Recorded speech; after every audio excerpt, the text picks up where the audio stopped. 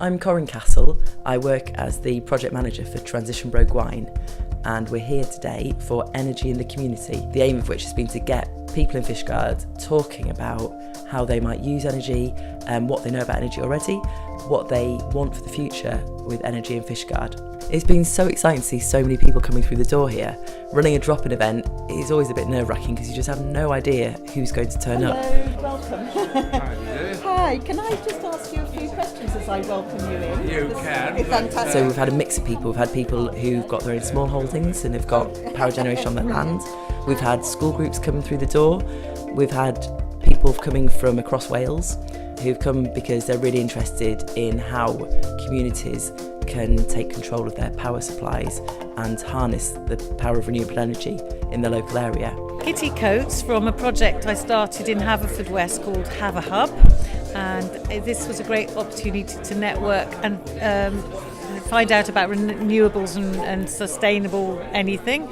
I know a few of the people who've been involved in organising it, and it flashed past me one night on Facebook. And also they were advertising the bug farm food, and I've been wanting to try their stuff for about 3 years and haven't ever got down there. So it just seemed a good thing. You never know who you're going to meet at these things, and I've taken contacts away from Swansea Uni that I'm hoping will visit Have a Hub and give us some energy advice, because we're just about to go to phase 2 building, so it's great timing. But it's also been brilliant to reconnect with people in Fishguard who are working on community regeneration. And actually I think Fishguard is buzzing with things sustainable, renewable and recyclable. It's quite exciting and inspiring. From the stalls and the speakers, we've tried to attract people by having kind of wow projects coming today.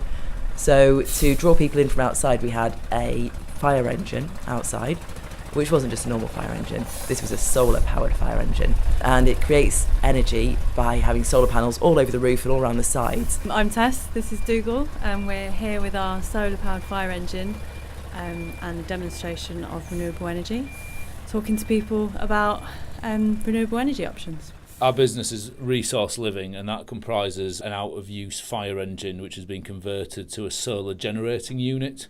So we travel around outdoor events generally, providing power and promoting renewable energy. They've got some talks going on in there. They've got projectors and mics. And there's a couple of laptops downstairs. There's some videos going on. So there's a TV, video and laptop there. So basically all the functions of the conference facilities for today. So we booked them to come to our event, and they've been powering the event today, which was really exciting that we could power our energy in the community event using solar energy. And one of our speakers drove here in his electric car, so his electric car was powered by the solar energy which came from the fire engine, which was a lovely circle to have and was really visual to draw people into our event. Practically and politically, centralised energy production keeps control of people, and decentralising energy storage and production is a way of people taking back control over their lives, being literally and metaphysically more empowered. I believe is a path to a potentially better existence. Over the years of talking to people and building power systems, we've realised that an effective course of action is to help practically empower grown-ups, for want of a better word, but the education is lost on them a lot of the time, whereas it's the kids who we need to educate to be able to build a better world in the future. Food-wise, locally we have the Grub Kitchen, and they use proteins from bugs. Oh, this all looks really normal. Yeah, well, Is some of it a bit different? some of it is a bit different. The idea with making our insect food without necessarily seeing the insects is a very easy way for people to try entomophagy. So entomophagy is the term used for eating insects. It's a very easy way for people to try insects for the first time. Right. So if you take our cricket cookies, for example, these are one of the most popular products. We developed a Bug Farm Foods, and that's a collaboration between Grub Kitchen and the Bug Farm. We thought it was a really good way of showing that sustainability can be fed through different parts of our lives, and we can influence how we use energy and how we think about carbon usage and our carbon footprints through what we eat, as well as how we power our houses. And our breakfast this morning was provided by the community fridge, another sustainable food source, taking food that would have been wasted and redistributing it to anyone who wants to eat it. I'm Leslie Matthews and I'm the Food Saver Champion. I work with the community fridge, making sure it's filled and making sure the food goes. Our main point is to stop food waste. The supermarkets have begun to realise that it's better for them if they get rid of food to organisations who can deal with it. So the community fridge has been open in Pembrokeshire since January 2017. We're the first one in Wales. Everybody can take food. Anybody who needs it, anybody who hates food waste. We don't means test in any way whatsoever. You want food, you go and get it.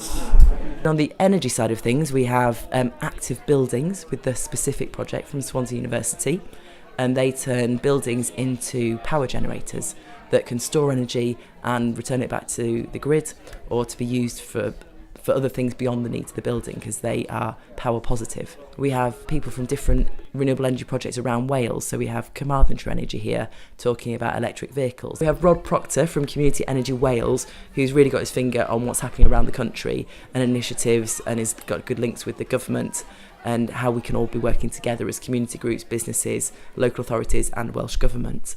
We have Delith from Renew Wales, who has been speaking to quite a few people about how their projects could benefit from some peer-to-peer consultant advice. On the theme of engaging people and having active things for them to do, we had a bicycle which was rigged up on a stand, and people can have a pedal on it and feel how difficult it is to power a traditional old-fashioned light bulb compared to LED light bulbs. And it's really interesting for people to physically feel as they're pedaling the bike, how much harder it is and therefore how much energy is needed. The specific project brought with them some electric bikes, so people could see that they might want to change the way they get to work, they commute around about the place. And with the tidal energy project, it's been great to have so many people here who are so positive about the project, because it's tricky with tidal energy. People often ask about the mammals in the sea and about bird life and diving birds. So we've been working closely throughout our 2 years of the project so far with Sea Trust, the local wildlife organisation in Fishguard, and they've been doing mammal surveys for us and bird surveys and diving bird surveys in collaboration with Swansea University and the Sea Camps project. So we're working together. We all believe in the potential to have green energy coming from our seas, but none of us want to see that damaging any of the sea life. And Sea Camps, based in Bangor University, have been doing surveys of the tidal flow for us to see where the most productive place to put in a tidal device would be if we're to get a tidal device off Strumblehead generating electricity for Fishguard. Many people would be interested in this sort of thing. Not everyone comes to meetings, I understand that. But there's a lot of street conversations I have, and conversations in businesses and with delivery people and from people doing the wiring or whatever. And I think there is a general interest among people in finding a new way to run our economy and to power it and to power our homes. So I do think there is interest out there, and I would love to see this sort of inspiring talks just more widely heard, because I've been completely blown away by the talks. We've had 3 events previously with the Tidal Project, which have been aimed at partners, people already involved in marine energy or renewable energy, who are already quite knowledgeable.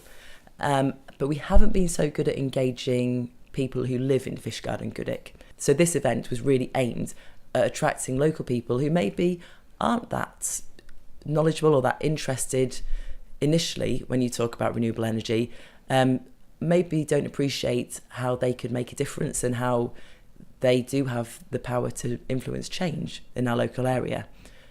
So that we purposefully put it on in the centre of town, in the building that we normally meet in, where our offices are, because it's a great place. Lots of people walk past it every day, and it's known as a sort of community centre, and it's becoming better known as that. And we wanted to have people here to talk to them who would be running engaging activities and we'd be able to talk about the everyday practicalities of using electricity at home and of generating electricity locally and how we can make a difference. And what I found fascinating has been reinforced speaking to people here today is that with renewable energy, it's not crazily expensive. And Transition Bro Gwaun have had a community wind turbine that was funded by people in the community but pitching into it and buying shares in it, and they're being paid back. And that was achievable by a community group. It was just over £200,000, which is a huge amount of money, but compared to commissioning a power station, compared to thinking about what to do with nuclear waste, it's peanuts, and we can actually do that. It's in our control. We can put wind turbine in our town, and that can generate energy for our town, for us to buy. We can start to think about how much we charge for that energy. We're in control of that.